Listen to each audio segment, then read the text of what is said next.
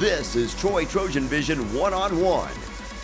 Today's featured guest is Coordinator of Service Learning and Civic Engagement, Jonathan Cellon. Now, here's your host, Aaron Taylor.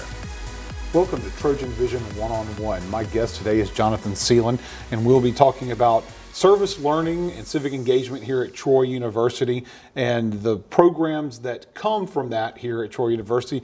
Thanks for joining me. Yeah, thank you for having me. And as we get started, we're going to talk more about some of the specific programs and service learning and civic engagement. But for the folks at home out there who those words, they don't mean a whole lot. Right. And for a lot of people here on campus, up until a few years ago, that didn't mean a whole lot. Tell us kind of an overview of what service learning is. Yeah, so service learning combines the academic experience that would be found in traditional classroom with out-of-class, purposeful service and volunteer experiences that kind of accentuate or amplify the learning that exists in the classroom by real-world hands-on application focused on various community needs. So getting out in the field, doing volunteerism, various activities like that, outside of the classroom, right? And becoming, I guess, a better member of society as a result. So what we're trying to do is really develop informed citizens. So it's not that we're out picking up trash on the side of the road. It's why is that occurring, and then what are the effects of that trash? Whatever the case may be, whatever issue we take, we really want to understand root causes and then get beyond just symptom level responses to trying to get to the root of why the problem exists and teaching students the skills of understanding those issues, developing appropriate responses, working in partnership with other agencies and other individuals in the community to go and develop a more effective response in what they're doing. And of course, this is a relatively new program for Troy. This is you started, so this is the 6th year. This is your 6th year here, right? And so there was no program prior to this. Yeah.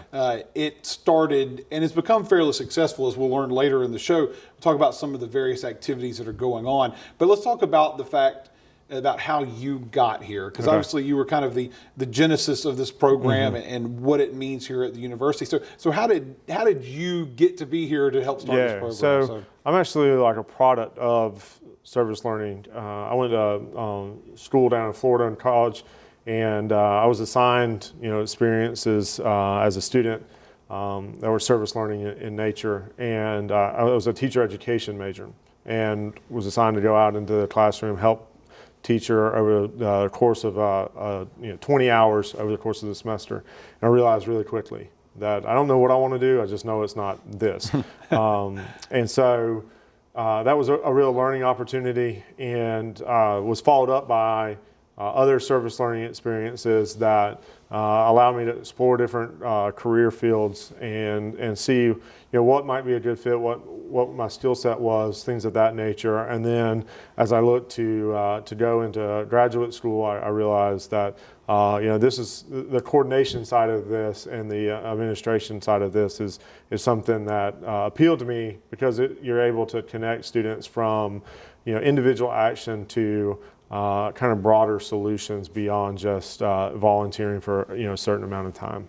And of course, you came to Troy and essentially started this program. So when you came in, did the program start because you were here, or did you come here because a program was starting?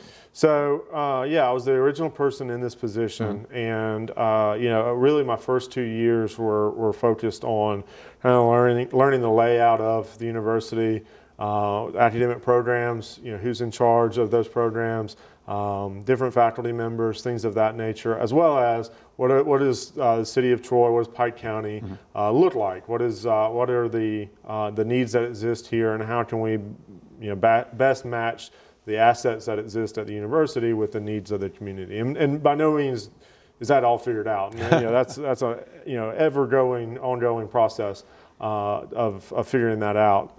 But I think we've been able to develop a few key initiatives relative to issues that are present here in the community, and being able to work with community leaders to get our students involved in helping to go out and address those issues. And of course, this program, how does it compare to other universities and colleges out there? Is this a common thing to have, or is this unique to our school? Yeah, it's relatively common. Naturally, it's going to look different, and how it's shaped, and what the responsibilities and roles of the office is. Probably more so than other campuses, we have a real strong effort in programming and developing specific programs that engage students to get them out beyond just normally. My type of office is kind of a coordinating office. So we coordinate student participation, we coordinate with faculty, the class participation, things of that nature. We're kind of a broker in that relationship between faculty members and community agencies. And we do some of that, but not near as much of that compared to the hands-on programming, really targeting specific needs that exist here. And like I said, we will get to the variety of activities that are out in the community, but the question, and you brought that up there, is some of the classroom learning and getting with faculty members and students in the classroom. Talk a little bit about that aspect of teaching volunteerism and service in a classroom before they even step foot into a community. Yeah, so I think the worst thing that we could possibly do is have people that are very well intentioned but not well informed on what they're trying to address.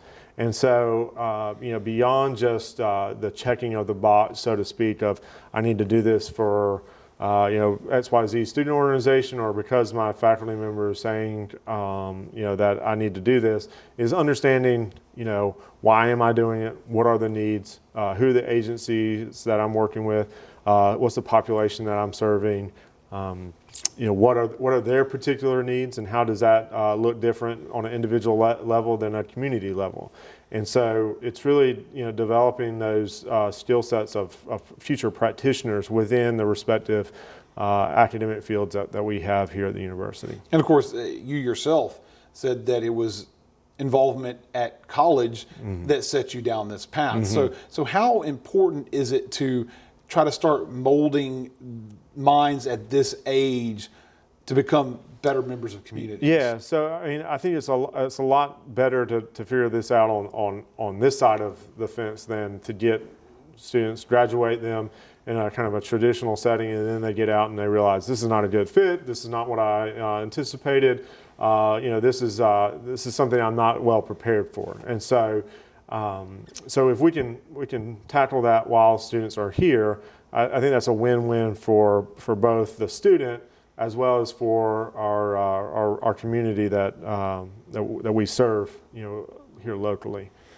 And of course, there are organized programs through your office, but then you also coordinate general and basic volunteerism in the community for those students that do, in fact, need to just check off XYZ hours for this organization, that organization. And one of those things you do is through the volunteer fair each semester. You bring these various entities in the community to campus and introduce them to the students. And that I would think that's got to be something that's eye-opening to the students, especially thinking about some things that they never expected. Hey, this is someone who needs help that I wouldn't even thought about. Yeah, and and that's true. And then the other thing that's true is that we have faculty members that share that same experience, where maybe they're commuting in at a distance, maybe they're relatively new to Troy, and it allows them to see what are the local organizations and what are their local needs, and how can they maybe match up their curriculum to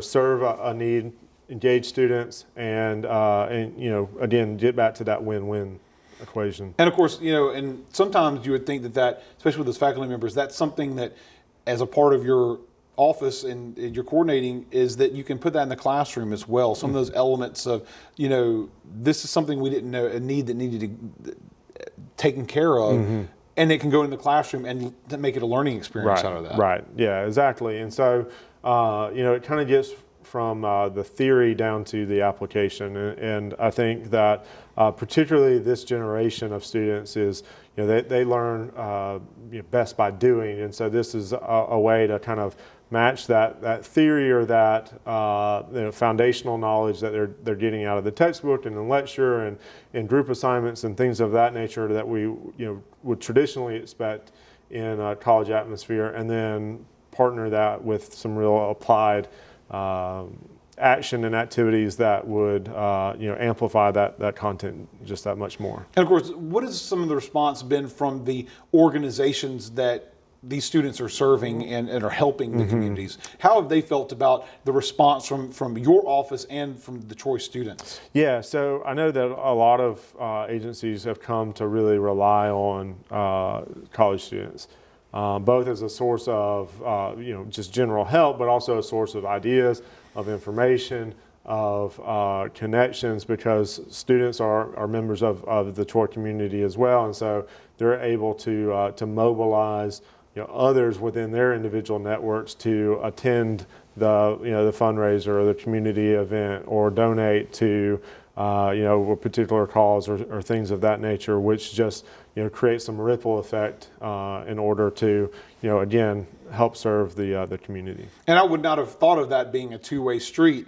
We're sitting there talking about educating the students in the classroom and trying to get them involved, but it would not have occurred to me to think that the students may actually be the ones initiating some of these efforts in the community by saying, hey, we can do this, or this may need to be helped out. Right. And they come with backgrounds from other communities, so they've been able to see how something has been done somewhere else. And we've actually started several programs that are housed in our office from students that have come in and said, we did this back home, is this something that we could potentially get going here? And we work through the appropriate channels and try to connect dots with the student and potentially with the faculty member to get that up off the ground. And now let's talk about the organized activities that come out of your office. And there are a number of them, but if you had to I guess estimate the ones that originate just from your office, how many would you say come out of your office? Yeah, so I would hate for someone to be at home counting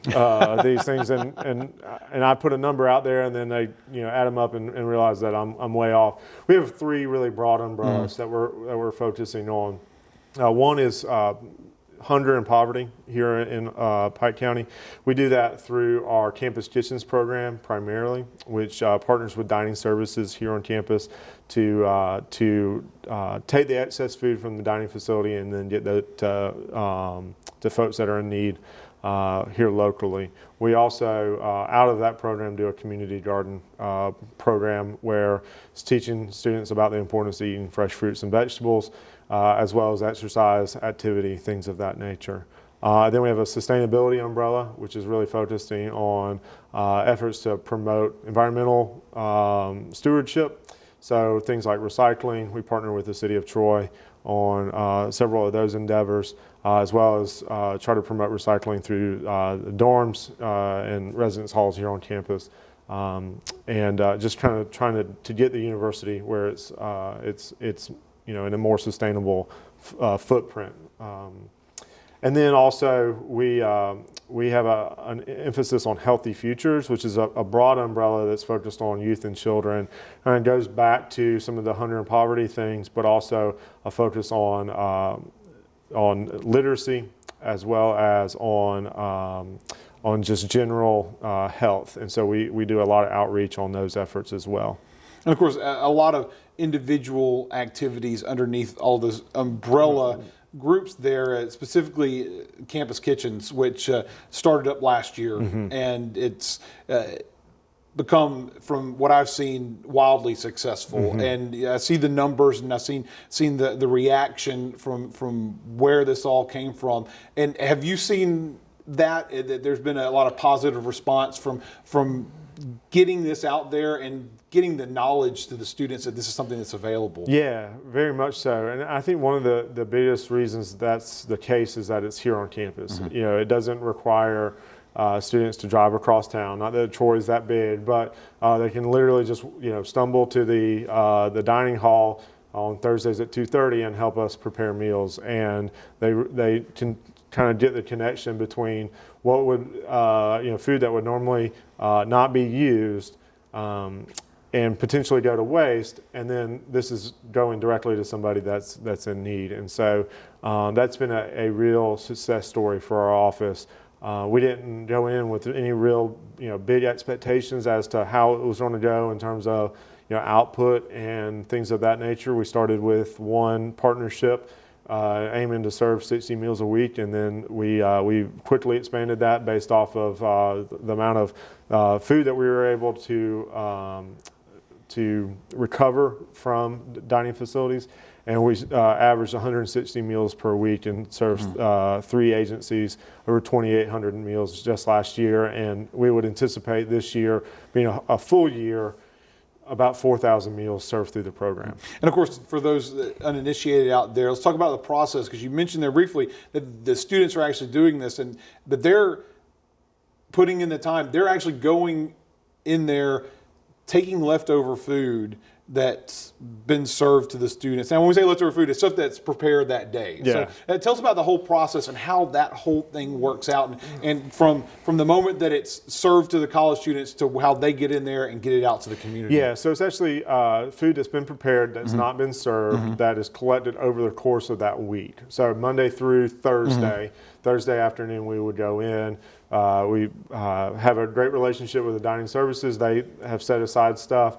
We collect that, move up to a separate, smaller kitchen that we work in, and then kind of formulate lines to prepare 3-course meals with a protein, a starch, and a vegetable. And then package those up, freeze them overnight, and then on Friday we go and deliver them. And now where are these being delivered to? Yeah, so three agencies. Our primary client or community agency that we work with is Head Start program. Okay. So typically about 120 meals each week go there. Then Christian Love Center, about 30 meals, assuming that we make 160, and then the remaining 5 to 10 go to the College Senior Complex for folks that are coming out of surgery or maybe experiencing illness, things of that nature. And of course, primarily that both those the children and the young in this area to make sure that the youth are making sure that they get food when they may not have access to it otherwise. Yeah, so 1 in 3 children in this county live below the federal poverty line, and so there's a definite need for assistance and providing folks kind of a hand up, along with kind of an educational process of why eating right is important, why diet and exercise is important, why healthy decisions relative to your education, relative to your life are important, and we do those things as kind of a part of our Beyond the Meal programming, along with the food delivery. And of course, something that was introduced most recently was the gardening program that you talked about earlier. Another interesting part to this campus kitchens, but it's, I guess, tell us a little about the gardening program and how this came about. Yeah, so we were looking to, we've been looking for some time to develop a community garden program, and just weren't quite, on the same page with, different agencies in town relative to some of the things that we had coming through the pipeline and things of that nature. And so through Campus Kitchens, we were awarded a grant through a financial institution called CoBank, who kind of provided the startup funding to get that going. And so we partnered with the Christian Love Center, which does amazing garden programming. They actually have been doing that for quite some time, but we were able to kind of expand and amplify what they've already been doing, and then introduce gardening programming to the Boys and Girls Club here in town, as well as kind of expand and amplify what's being done at the College Senior Complex as well. And of course, Troy University students are involved with this program. Now, are we talking agriculture students that are involved here, science students that are involved with this? Yeah, not at this point. So if there's any out there that want to get involved, they're more than welcome to come. So really what we're focusing on is obviously some production of crops, but using the garden as a mechanism to really teach students about proper nutrition, proper decision making, but also things that are in our lives that are important that we need to tend to. You can't just let plant a garden and let it grow and then come back at some point and expect to have anything that you've actually produced. And so gardens take maintenance, they take water, they take looking for pests and bugs and things of that nature. And so there's a lot of again metaphors that you can draw from into an adolescent's life to really impart upon them some life lessons through the gardening. Would not have thought that you could throw some life lesson metaphors in when planting tomatoes or peppers or something like that. So well, it's a little surprising. Yeah, well, water's important, but too much water is bad for a garden, and so having fun's important, and having too much fun is not helpful too. And speaking of fun and hunger, we'll talk about one of the things that probably first brought attention to your office here on campus. Is always fun for the students in the community, and that's the Can Castles contest. And that was probably the one thing when this office started up, probably the first big event that was put on. But it seems to be one of the more fun activities, but it also falls in that same line of helping the community and educating folks in the community. Talk about the Can Castle and how that came about and how much fun it is for the students. So this was actually another program that got started out of a grant, and we were looking for just kind of a interactive way to inform people about this issue that's present in our community, but also present across Alabama. And so came up with this idea, and initially, and we continue to have strong relationships with community food banks that we source out of the Can Castle contest. But then really over the last 2 years, have focused on starting to generate that back into some programs that we have here. So we've expanded that to include faculty and staff and asked them to donate really specific items to our Backpack for Kids program that provides supplemental nutrition items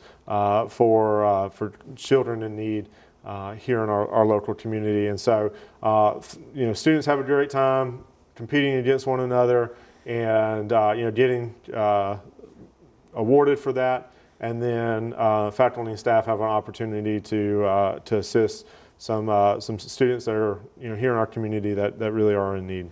And of course, and I would think that's got to be one of those ways to, I hate to use the word trick, but trick college kids into getting involved with volunteerism and service, doing something that they don't think is volunteer. They're doing something fun, but then after it's over with, they suddenly learned that, hey, guess what? Right. This event you were doing was actually service learning. You may not have known what that word was, but is that what you kind of see is when these are kind of like, I guess, gateway events? Yeah, exactly. So really what we try to do is we look at our office and the programming kind of like a pool. So we have very deep ends of the pool with like students that are going to be involved in our community garden project, or regular students that help out in the campus kitchens program. And then we have kind of folks on the shallow end of the pool, and we can accommodate much more students on the shallow end of the pool, and we need students on the shallow end of the pool that are willing to participate in these large scale events, the service days, the Can Castle contest, things of that nature. And there's ways that we can leverage their enthusiasm to meet community needs, whether that be through service or through a philanthropy event like the Can Castle contest. And you mentioned there something that we haven't brought up yet, and that's another thing that has gotten a lot of students involved. And those are the two service days, one in the fall, one in the spring, each year, that get students out in the community. And this may be that one time a year that they get to volunteer, but it's part of a larger national effort as well. Talking about those service days. So we participate in the 9/11 week of service, and then the MLK week of service. Nationally, they're days of service, and we've just kind of expanded them to encompass an entire week. And for a lot of students, this is particularly popular amongst like freshmen and sophomore students that are still getting to know Troy, still getting to formulate connections on where things are, what the needs are, what agencies are out there, et cetera, and very direct, specific needs that they can go out and address and feel like they've accomplished something in that particular day. And so we have service projects set up throughout that week that students can sign up for in advance. We transport the students out, we transport them back, and that involves things like community improvement projects at a local park, painting at the Boys and Girls Club, doing activities at a senior center, things of that nature that are really hands-on, really direct, and you kind of immediately see the outcome of what you've done that particular day. And of course, making connection in the community, which ultimately is what you hope for. But let's talk about that ultimate goal of your office, and that is, we talk about what they do here at Troy, but ultimately your hope, I would assume, is that they're going to take this to the next level when they leave Troy, become better citizens wherever they go. Right. Yeah, and really try to be as informed as possible in that process. So understanding what needs are out there in that particular community, what assets exist, and then how can they leverage those assets to meet those needs. And we understand that students are going to graduate and go literally all over the world. And if we can teach them kind of the process and the importance of community involvement and civic engagement, and how to work with others from a diverse background to address those issues, then I think we've been successful. And of course, the hope maybe someday is somewhere down the road, you have a philanthropist out there, someone who's heading up some sort of large, multinational service organization who said that they got their start here at Troy University, and this is where it is. I mean, obviously, it doesn't have to be that big, as we've talked about. Any little bit helps, but the goal, one would think, is to just get out there and help in the communities. Right. Yeah, I think at minimum we hope to just change students' perspectives of how issues and needs exist and how they come to be, and then what power we have as individuals to address those, and the processes to which we can change those as well. And of course, one might not have even thought that doing something as simple as painting a wall at a Boys and Girls Club could hold such a deep message that you would carry with you for the rest of your life. Right. And so, if anyone out there is seeing this, whether they be a student, whether they be a faculty member, whether they be a member of the community at large, and want to try to figure out a way to get more involved or to help and get involvement from students, how can they contact you? What do they need to do? Yeah, please reach out to us, because we field calls and inquiries on a continual basis from students, faculty, community agencies, concerned citizens. And we're willing to work with folks to develop something that meets their passions as well as addresses a community need. And so they can reach, if they're on campus, they can stop by our office in 122 Eldridge Hall, or they can call us at 334-808-6349. Okay, and maybe they have an idea for something that you guys haven't thought of yet, and then potentially expand some of the programs that are already out there. Maybe there's a local program or community program that could be best served by one of the things that are already in place in your office. So here's hoping that students, maybe they're watching this, feel the need and want to volunteer and be a part of this, and hopefully we can get some more of the community involved and help this service learning and civic engagement, help people learn about service and become more civically engaged. Well, Jonathan, this has been an educational program here to learn a little bit more about what goes on in your office, and here's hoping continued success in your office and continued involvement from the Troy University family and community. Thanks for joining us on this Trojan Vision one-on-one. Well, thank you for having me. And my guest has been Jonathan Cellon, Coordinator for Service Learning and Civic Engagement here at Troy University. This has been Trojan Vision One-on-One. Thanks for joining us. Join us again for our next episode.